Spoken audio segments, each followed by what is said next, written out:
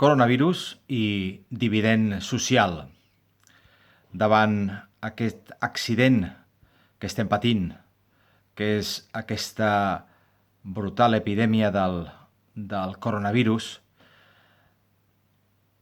que cap ciutadà, professional o empresa en té responsabilitat, l'Estat hauria d'atorgar avals perquè els empresaris i els autònoms puguin sol·licitar els seus crèdits per mantenir l'activitat i l'ocupació.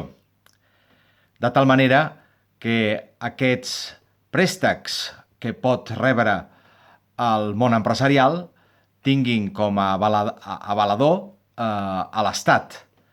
I és que el risc, en aquesta situació d'elevadíssima contingència, l'ha de suportar l'Estat, perquè és la inversió o una de les inversions més importants que pot fer, que és mantenir l'activitat.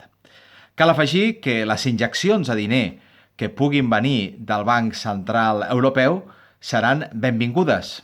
Ara bé, si aquestes injeccions monetàries tenen com a objectiu comprar deute públic, ens trobarem que aquest problema de l'endeutament se'ns fa més gran, agafa pes.